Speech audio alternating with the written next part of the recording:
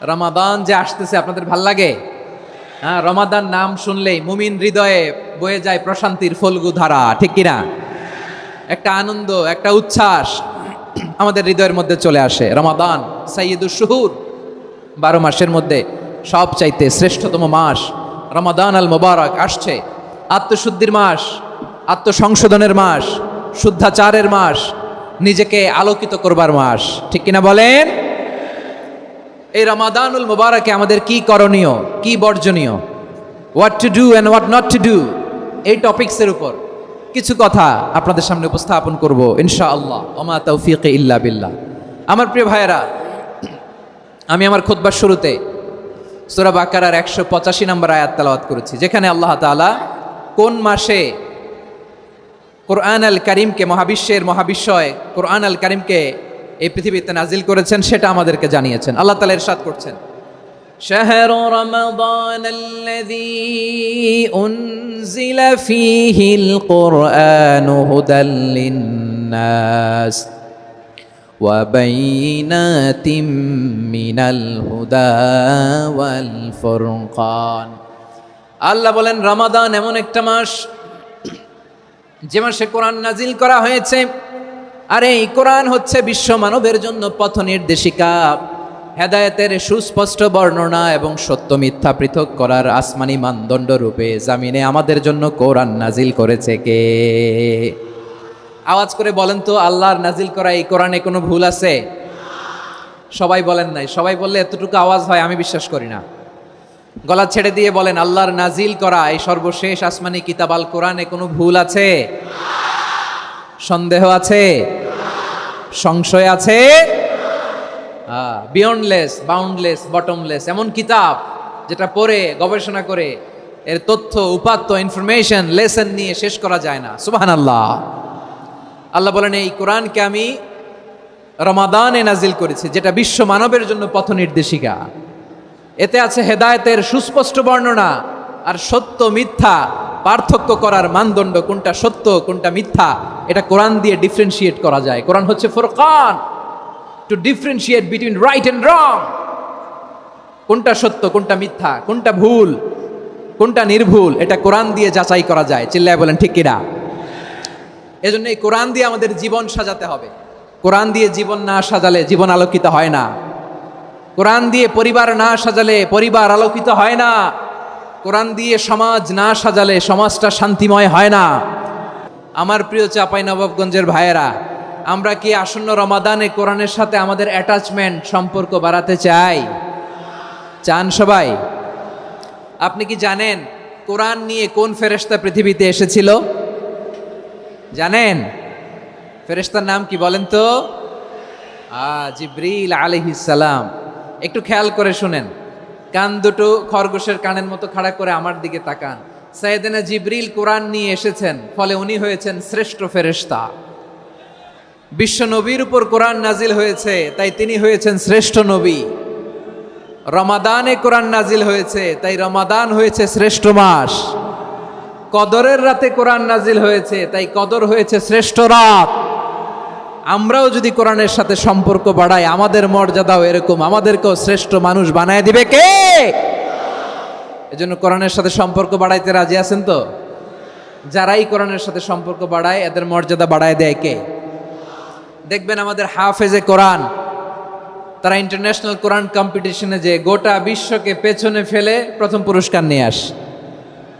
এত ছোট ছোট বাচ্চা, ও সমাজ বোঝে না, রাজনীতি বোঝে না, টাকা পয়সা বোঝে না, কিচ্ছু বোঝে না, কিন্তু গোটা বিশ্বে ওকে সম্মানের চেয়ারে আসীন করেছে কে?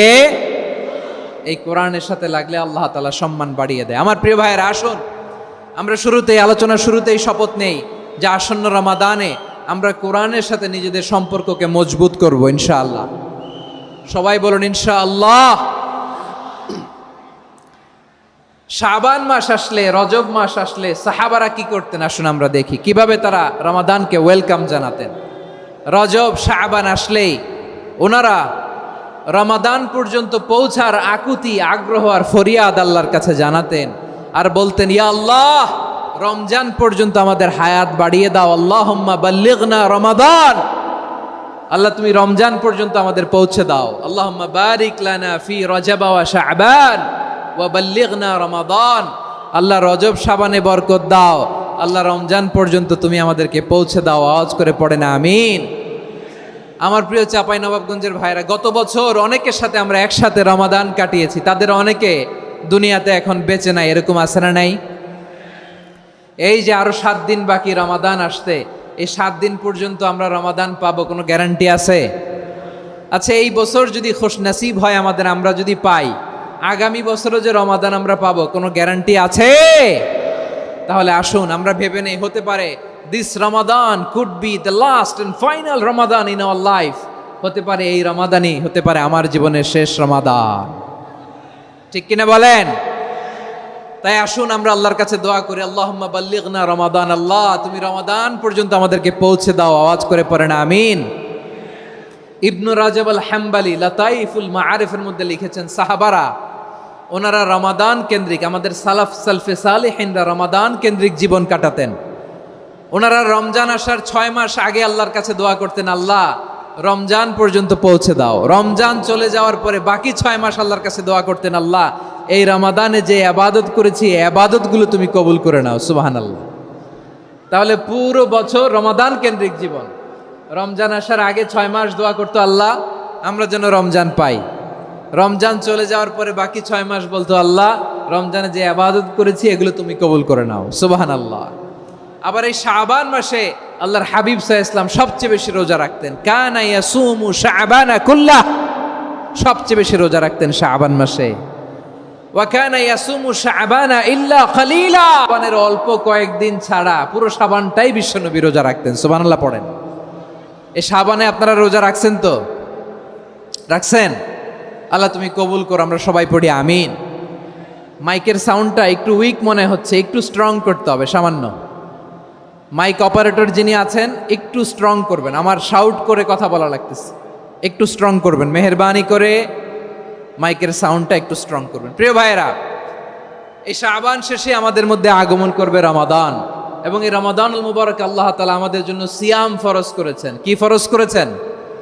তিনি সূরাতুল বাকারার 183 নম্বর আয়াতে ইরশাদ করছেন, রাব্বুল আলামিন বলেন, ইয়া আইয়ুহাল্লাযীনা আমানু কুতিবা আলাইকুমুস সিয়ামু কামা কুতিবা আলাল্লাযীনা মিন ক্বাবলিকুম লাআল্লাকুম তাত্তাকুন। আল্লাহ বলেন, ও বিশ্বাসীরা শোনো শোনো, তোমাদের জন্য সিয়ামকে ফরজ করা হয়েছে, ঠিক যেমন ভাবে তোমাদের পূর্ববর্তী উম্মতদের উপরও সিয়ামকে ফরজ করা হয়েছিল, লাআল্লাকুম তাত্তাকুন, যাতে করে তোমরা সবাই মুত্তাকি হতে পারো। সুবহানাল্লাহ বলেন, যাতে করে তোমরা আল্লাহ সচেতন হতে পারো। তাহলে সিয়ামকে, এই সামনে যে রমাদান আসতেছে আমার প্রিয় ভাইয়েরা, এই পুরো রমাদান ব্যাপী সিয়াম সাধন করা, সিয়াম পালন করাকে আমাদের জন্য ফরজ করে দিয়েছে কে? রমাদানের রোজা রাখার নফল নাকি? রমাদানে সিয়াম পালন করা কি নফল? সুন্নাত। তাহলে কি ফরজ? আওয়াজ করে বলেন, রমাদানের রোজা রাখা কি ফরজ? এটা শুধু আমাদের উপরই ফরজ না, আমাদের আগে যত জাতিগোষ্ঠী এই পৃথিবীতে এসছে সবার উপরে সিয়াম পালনকে ফরজ করেছে কে? সবার উপরে আল্লাহ তাআলা সিয়াম পালনকে ফরজ করেছিলেন। তবে ধরনটা ভিন্ন ছিল, এক এক জাতিগোষ্ঠীর জন্য এক এক ধরনের ছিল। আমাদের জন্য সিয়াম ফরজ টানা 1 মাস 30 দিন বা 29 দিন। কোন কোন উম্মতের উপর 30 দিন না, মাত্র 3টা রোজা ফরজ ছিল। কয়টা? আওয়াজ করে বলেন। আপনাদের কি মনোযোগ আছে না গেছে? মনোযোগ আছে? তাকবীর পড়েন তো, লিল্লাহে তাকবীর। আমাদের 1 মাস সিয়াম ফরজ, পূর্ববর্তী অনেক উম্মতের উপর 1 মাস ছিল না, 3টা ফরজ ছিল। কয়টা? প্রতি মাসের 13, 14, 15 ফরজ ছিল তাদের জন্য। কারো জন্য শুধু একটা, আশুরার রোজা। কোন কোন উম্মতের জন্য 10টা।